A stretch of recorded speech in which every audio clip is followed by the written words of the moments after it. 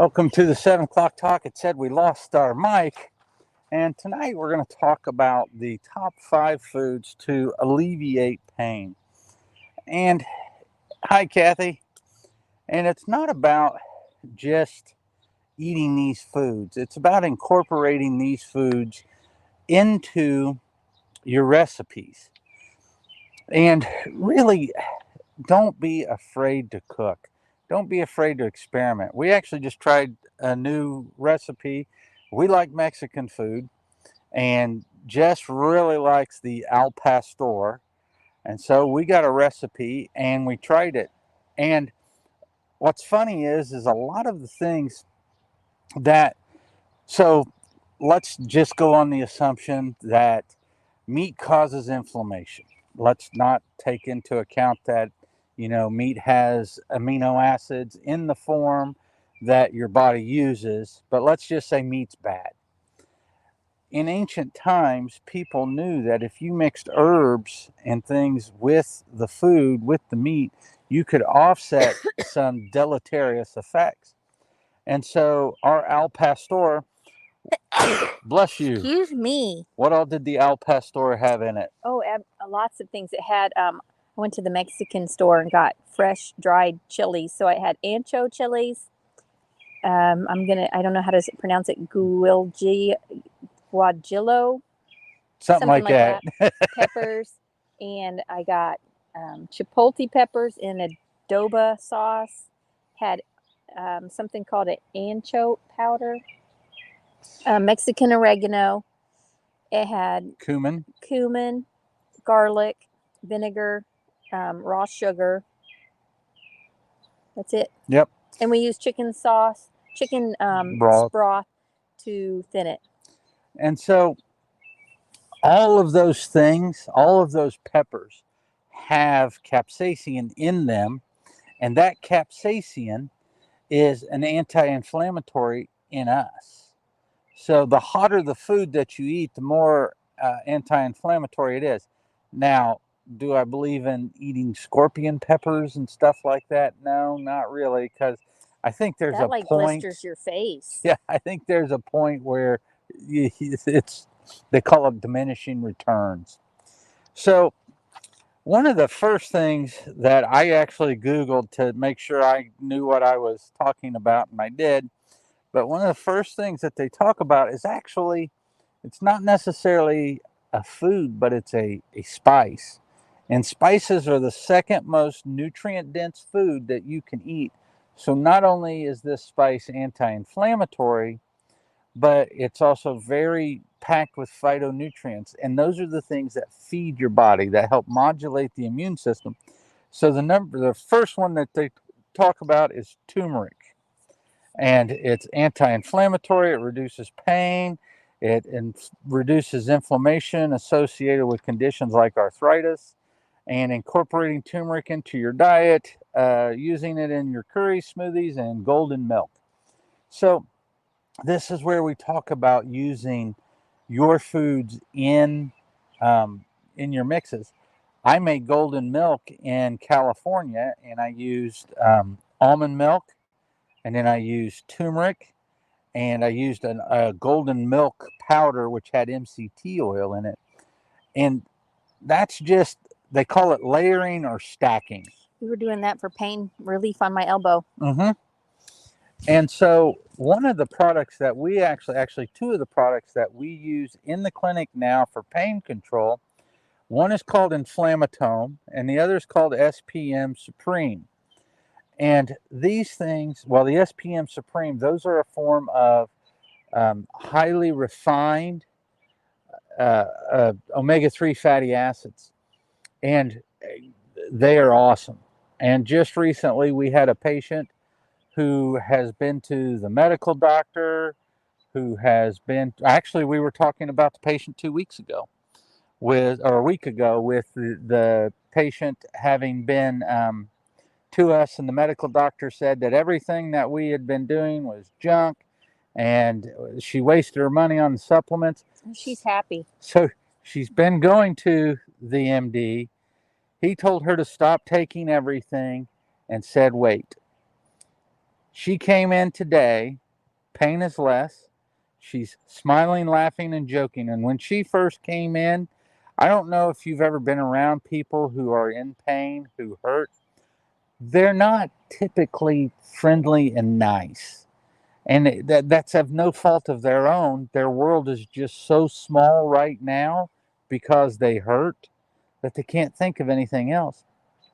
So to have her coming in with her hair made up and dressed nice and joking and laughing, it much to the point of I kind of looked at her and I said, how's this all working for you now? And she just smiled and she said, I'm very happy. So I am not a health god. This is just science. It's the way your body works. And we use things that don't harm your liver and your kidneys. Well, and she's modifying her diet. Yeah. Yeah, she's She's bought in now and she's doing everything.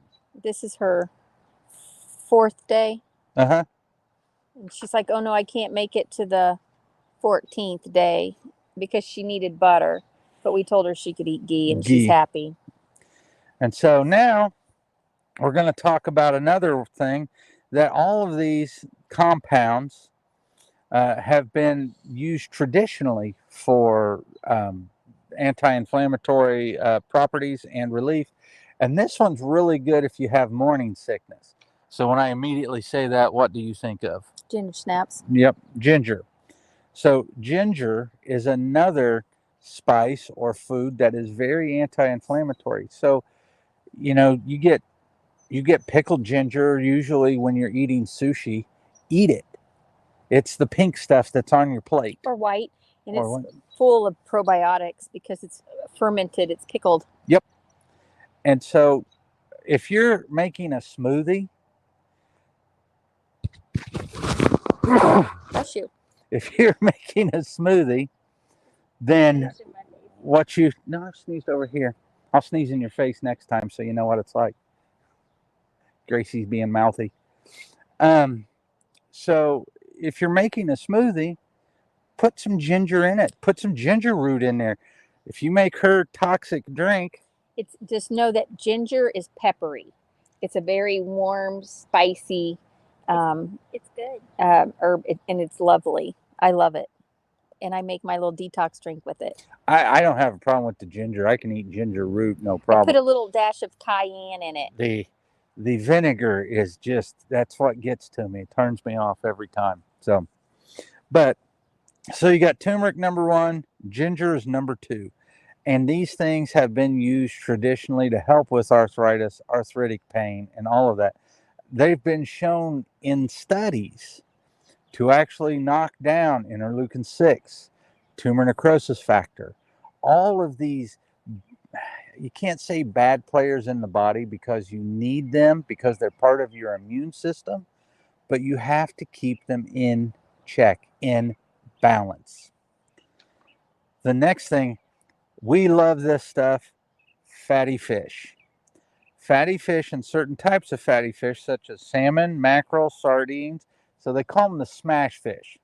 So it's actually salmon, herring, anchovies, sardines, mackerel, smash. Think of the acronym. But the omega-3 fatty acids have anti-inflammatory properties, and that decreases pain associated with arthritis. And so, and they even make the recommendation, aim to include fatty fish into your diet a few times a week. So we've really cut out a lot of red meat in our diet in the house, and we probably only have red meat once to twice a week. I don't think not even that. You guys don't, you maybe eat it once every couple weeks now. So it's a big deal to get the diversity. The more diversity you have in your proteins, the more diversity you have in your carbohydrates, the more diversity you have in your fats, the better your body will be. Next, berries. So this just sounds like a great smoothie other than the fish. Wouldn't put fish in a smoothie. That might be a little weird. But berries, many berries, including strawberries, blueberries, cherries, they're packed with antioxidants and other compounds that are anti-inflammatory. They've used cherries for years to offset gout. Um, as we look at that, enjoy berries as a snack in smoothies or as a topping for yogurt or oatmeal. So one of my anti-inflammatory shakes that I make, I'll put 2 scoops of the GI Replenish from Metagenics. And you can get all these things from us. If you don't know where to get them, just yell at us and we can get you hooked up. So 2 scoops of the Ultra GI Replenish. I put a scoop of the Golden Fusion, which has turmeric, ginger, cinnamon, and all of those things in there. And then I'll put a handful of berries in there, or I'll chop up an apple or a pear. And typically I'll put the berries or the pears or the apples or whatnot, I'll put that in the freezer so that it's cold. Um, and then I use green tea as my base. So once again, that's stacking or layering. And it's just like when you go to eat. When you go to eat at McDonald's, you're getting just a burger, you're getting just ketchup, just mustard, some dehydrated pickles, and bread. When you eat at home, you can sprinkle some thyme and rosemary on the meat. Where, baby? You can. Where? I Right missed it. there. She's coming. Nope, yep, she's getting through the gate. We have visitors. So the thyme, you can put oregano, you can season it any way you want to. I generally will chop up onions and garlic and I'll just mix that into the meat. And the kids don't even know it half the time. So let me see 1 I second. still don't like when you put onions in it. You've eaten it so many times you don't Hi, even Ray. know. So does it matter if they are tart or sweet cherries? Tart. Tart's better. You what? Ready? Fun. Say hi.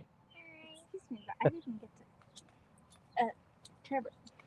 Somebody's jealous and feels left out. Say hi, Gracie. Say hi, oh jealous one. Are you satisfied now? You're bright red. She's been embarrassed now. I'm actually probably sunburned. Somebody at school said he's faster than Huggy Wuggy. Oh, You know what? You should go have Gracie show you what we rescued today. yep, The cat or the spider? both. We got a new spider and a cat. Yeah, we're Are you we're sure he won't be increasing scared of- our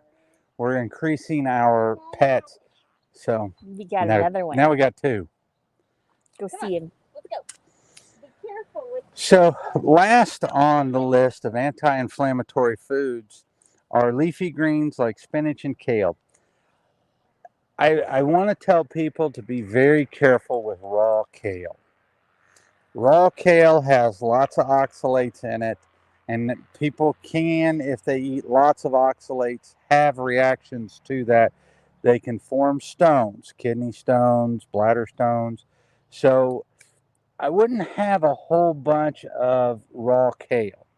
Now, if you're putting a little bit in your smoothie, a little bit of spinach in your smoothie, these things are all really good. And they're saying leafy greens like spinach, kale, Swiss chard, they're excellent sources of vitamins, minerals, and antioxidants. And they possess anti-inflammatory properties that contribute to overall pain and reduction. Add leafy greens to salads, stir fries, soups, and smoothies. And that's why you do that stuff, because it's just adding to the mix. When you're looking at when we cook, how much has your cooking diversified with the use of spices and stuff since we've been learning all of this stuff? We put spices in everything. Even our kids do. Yeah. And so it is one of those things where the more that you add, the better off you are. And remember, getting out in nature, going barefoot in the grass is also anti-inflammatory. I had a patient today who was suffering from arthritis. He just started with us. And he was like, Dr. Miller, why when I go swim down in the ocean in Mexico do I feel so much better than when I swim in a pool up here. And I was like, well, that's really easy. I said, just think about it for a second. If your liver and your kidneys have an issue, your liver produces your energy. It produces a lot of your hormones. It processes your cholesterol. It produces cholesterol. Your liver does a lot of stuff. And if it is burdened, it has a problem. And so what are you in when you're in a pool? Toxic chemicals. Yep. She hates I hate swimming the in the swimming pool. pool because she's like, that is just a social bathtub. It is. And so, but your body, that stuff will go through transdermally. And then the next thing to think about is when you're in the ocean, he's down in Mexico. So he's getting plenty of sunlight. He's getting great amount of vitamin D's. So he's getting plenty of vitamin D. And then he's in the ocean. And when he's in the ocean, that's not just salt. What's in the ocean? Lots of Lots of all kinds of stuff. minerals. Yeah, it's good for your skin. And so you are absorbing that transdermally. So, I mean, those are things we really ought to think about. If you're walking through a place that is smoky, dirty, dingy, toxic, your skin is a barrier to not allow it to go straight through, but things will absorb through your skin. Lots of women will put their estrogen underneath their arm, their armpit, underneath their breast. But, this is all exposed to the outside. And yes, it's a barrier, but it's a permeable barrier. So anything you want to add to the foods? Not foods. And think about this. If you're sensitive to the foods that we're talking about, you have a much bigger problem. She started out sensitive to a lot of it, and you've done the work to heal your gut up. Yeah, I love black pepper, and I used to react to black pepper. But our spices used to consist of salt and pepper. And now we could probably fill a cupboard full of spice. We have filled a cupboard full of spice. Our son, he brings home spices. There's like 15 spices on the table when he cooks for himself. And that's, the old adage is variety is the spice of life. It's absolutely true. And so think about when you're cooking, adding turmeric, adding garlic. And you've heard me talk about when you add garlic to something, chop the bulb up and let it rest for 10 minutes. And that increases the acetylene in it. Jessica is using that as part of her Lyme protocol. And if you come see me and I smell like Olive Garden, sorry. But she was doing research, and what did you find? Let's put a number 6 on here because garlic is a fabulous anti-inflammatory. So I was researching the how do you say it? Allison. It decreases blood sugar. It's a natural antibiotic. It decreases cholesterol, lowers blood pressure. There was another. It's antimicrobial also, antibiotic. Yeah, like a natural antibiotic.